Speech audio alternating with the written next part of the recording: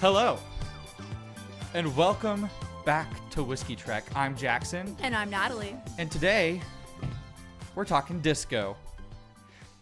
Yeah, we're talking Bardstown Discovery Series 11, which we're a little late, to be honest. And that's mostly because Bardstown didn't send any disco to Texas for 6 months. For a company who makes whiskey for like 40 different people and is one of the biggest producers of whiskey right now in all of the United States, you would think that they could distribute their main top-end release to one of the biggest states for whiskey in the United States. Not only the biggest state, we live in Dallas. Yeah, I don't know if Texas buys more whiskey than any other state, but it's always seemingly one of the top 5 or 6 states that get limited releases. And yet Discovery Series 11 didn't show up for 6 months. I don't know what that's all about, but I do know I couldn't wait to get my hands on Discovery 11 because it is the first Discovery since Disco 4 to have all Kentucky distillate in the mash bill. That's right, no more Dickel. And we're all very excited about that. And the reason we're all excited is because Discovery Series 4 was like the benchmark. I mean, there's always these comments about is 2, 3, or 4 the best. Most of it's 3 versus 4. I never actually had 3, but I have had 4, and I love it. So what we're going to do right now is find out how good Discovery 11 is. Let's do it. All right. Well, That was... Well, synthetic cork, it's just not quite the same as regular cork for popping. Also, Bardstown Discovery, after I think 4 was actually the last one to get like a full metal cork topper. And it was super cool. Like, it felt heavy. And they moved to like this plastic with like some sort of weight in the middle. And it's like, you can tell it doesn't look quite the same. And it's just not as cool. But that being said, Bardstown Discovery Series 11, as I said, all Kentucky distillate. And let me just read off for you what exactly is in it. So, also, I love this shade of blue. Oh my gosh. That blue is incredible. And I get it, traditionally Discoveries have been red, but the first one was green, or the first 2, I don't know. At least the first one was green. The first 2 might have been green. The rest have all been red. 10 was white with the red stripe, and then 11 is white with the blue stripe. I like the blue better. This is a gorgeous blue. All right, the mash bill. It is 73% 13-year Kentucky distillate. And I won't go into the details of the mash bill. You can find it online. And we'll insert an image here because there is an image on Bardstown's website that tells you the percentages, and you can check out the percentages there. But basically, to tell you, 73% of this blend is 13-year wild turkey. Oh. So there you go. Proof is 118.1. And I thought that was right, but I would rather read it off the label than guess and be wrong, and that's embarrassing. So There you go. 118.1 proof. Cheers. It's actually a little sharp on the nose. It's, yeah. Ooh, I thought sour candied cherry. Sour cherry, I get that. Sour cherry with a little bit of that marker note. Well, you haven't brought that up in a long time. Yeah, I kind of get it here, Expo.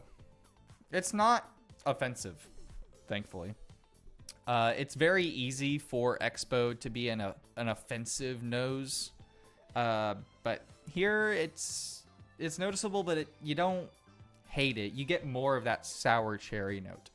And I'm actually kind of surprised that it's not sweeter on the nose, that it's not more oak forward. Yeah, it's cherry forward on the nose. Let's go ahead and have a taste. Great. That tingles a lot on the tongue. And you get a real big burst of that sour cherry right up front. Yes, you do. It kind of ends grapey. I can see that. It's not exactly the same kind of grape that you might get on like an Eagle Rare. No.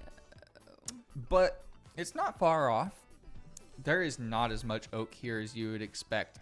And maybe that's fair. The previous discoveries that used specifically Dickel in the mash bill had the 17-year Dickel in there, which added a lot of that sweet oak profile on the back end. And you don't really get that here, but this is delicious. Okay. Am I crazy? Can you get any bread or any wafer at all if you like look for it? On the nose or the palate? Nose. Yeah, I get like a sweet bread. I don't know what kind of bread. I mean, I guess with the sour cherry, you could convince me it's sourdough. Why? What are you feeling? I didn't know if I was crazy or not. Bread doesn't seem sweet enough because it's very sweet. So wafer, but it's not like a baked good. And I feel like a wafer is in between those two. Yeah, I wouldn't say it's like a cracker or a wafer. It's not like what you have at church. I will say that it got sweeter on the nose after sipping it, where as before, it was a very upfront sour cherry. That's still very prevalent, but you get more of the sweetness going back to it, which I really like. Yeah. I like it more on the nose now than I did before by a lot. Same. I want to go back to the palate so I can give some specific notes about what I'm tasting there, because I have really interesting thoughts about the palate. Let's do it. The first thing that you notice on the palate of this whiskey is it is very good texture. Yeah. It is not the most viscous thing you'll ever have, but it's far from watery. The finish isn't extremely long, but it's definitely medium long. And it's actually, I like it a lot. I think for the proof, it sticks around exactly how long it should. It's just as viscous as it should be. And I think it's just a very enjoyable drink. I was hoping that this would feel like Bardstown blending wild turkey barrels. And I guess it is that, but it doesn't feel like turkey. And I think Bardstown was intentional with that. They don't want to sell products that feel like other people's products. They want to sell you a product that feels like it's authentically Bardstown Bourbon Company. And I think that they nail that here. They are showing off their ability to blend, which they've always been able to do. And for once in quite a long time, we're getting a blend that doesn't include Dickel or Canadian whiskey. Well, why don't we do something fun? And let's fresh crack a Bardstown Discovery 4 and find out how it compares. Where did that come from? When did you get that? These are the questions he's not answering. Nope. But listen to this. Oh my gosh. See, this is the difference between, I don't know if you're going to be able to see this. That's real metal versus fake. Let me see it. Oh my gosh. It's tangible, right? Like, this is at least twice the weight of the new one. This is real cork. This is synthetic, which if you're keeping bottles long term, synthetic is the way to go. Cork just is kind of cool. I mean, synthetic is just gonna work better, but it's all about the topper. This metal topper is so stupid cool. The quality of your top. Do you love it? I love it. It's Bardstown Discovery 4. It is only consisting of Kentucky bourbon, and I will again add the same image of the mash bills, but it is 55% Kentucky 13 year, 74% corn, and then it is also 37% 15-year Kentucky, and then 8% 10-year Kentucky, all of which are slightly different mash bills, which will be on the screen. Let's find out. Okay, you hear that? Let's do that sound effect. All right, ready? Listen to the glass on the metal. Oh, wow. Yeah. And then listen to the fake on the metal. Nothing. It's like lame. Go back to this. So cool. All right. Discovery 4. Ooh, color. Yeah, let's look at the color. They're both nice. They are both nice. I think the 11 is clearly more of like a gold, whereas the 4 kind of turns a little bit more of like a copper amber color. Oh, you didn't even smell it. Shame. Cut out. Shame. Shame. So embarrassing. You're the one who embarrassed yourself. Where Disco 11 has sour cherry on the nose with a grape follow-up, this is the exact opposite. It is grape forward and sour cherry to follow. Dark purple grapes, yes. Man, and you get the oak that is not on Disco 11. This Disco 11, while it sat, got way sweeter. I was going to say, it turned into honey. Yeah, that's wild. I still say, even though this is a fresh crack and this has had about 10 minutes of airtime in the glass, that this Disco 4 still has way more oak on the nose than the Discovery 11 to a noticeable extent. I would be very interested to see, with equal resting time, what these would be like, knowing how much Discovery 11 changed just after a short amount of time in the glass. But let's focus on Disco 4.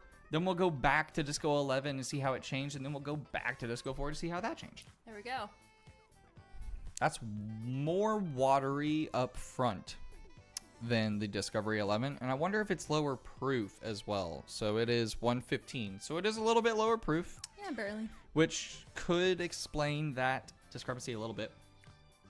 I think it has equally as long of a finish, though, and I think the oak extremely helps that.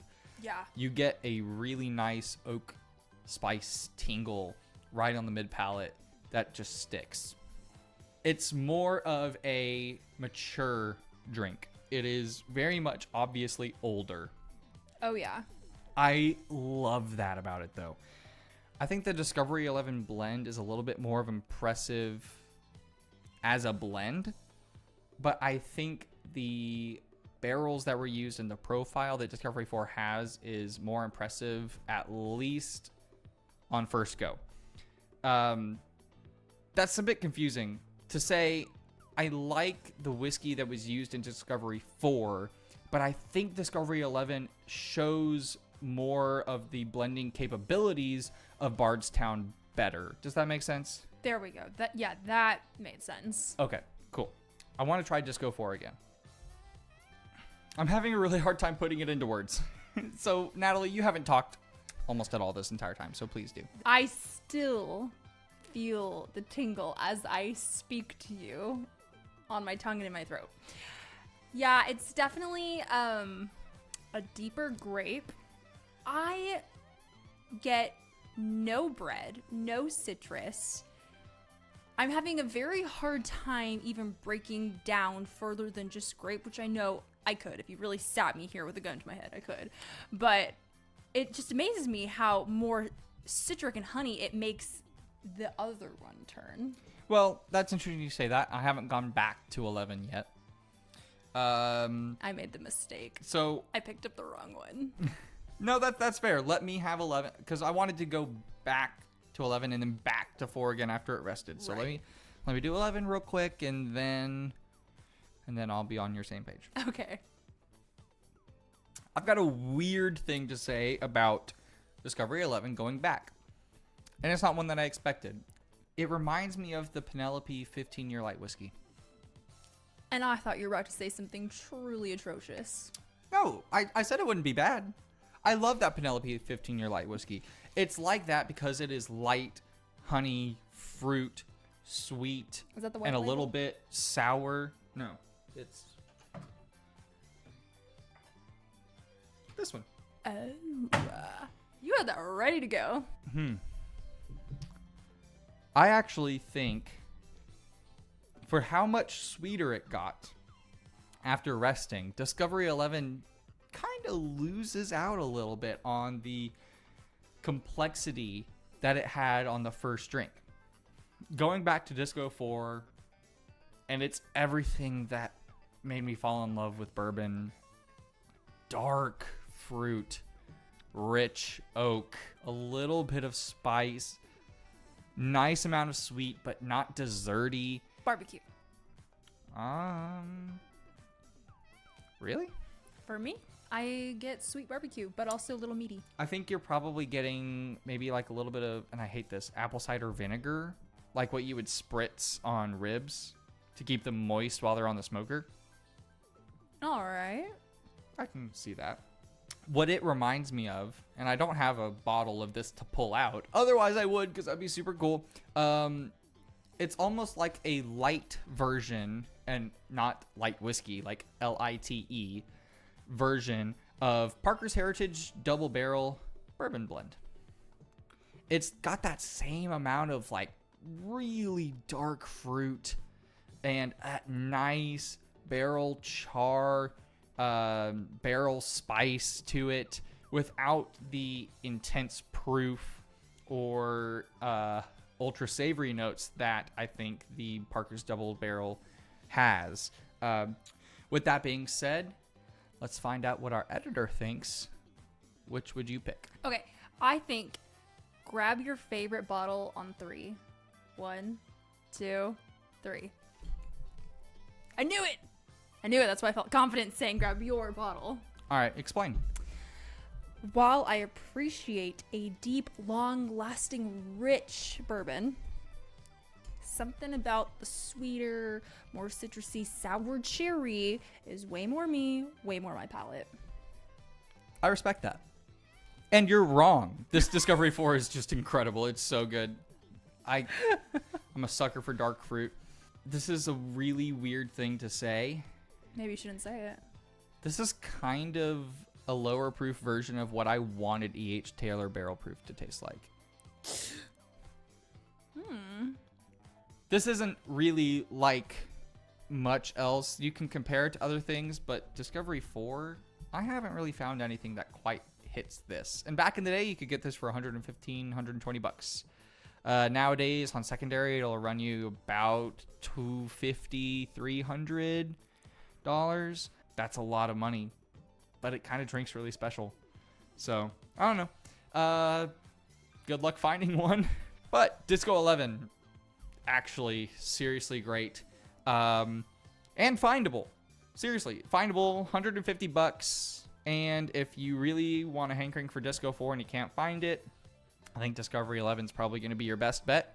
And I don't think you'll be disappointed. If you're in the market for a $150 premium bourbon with a really great blend, or you're in the market for a Disco 4 and you can't find one, Disco 11 is a great pickup. Highly recommend. All right, guys, make sure that you like and subscribe. Comment on your thoughts, because I know a lot of you have probably got Disco 11 right now, and well before I did. How is your bottle opening up? Or maybe you have something to say about Disco 4. So, let me know. Let me know what you guys think. Cheers from us here at Whiskey Trek. Catch you next time, guys.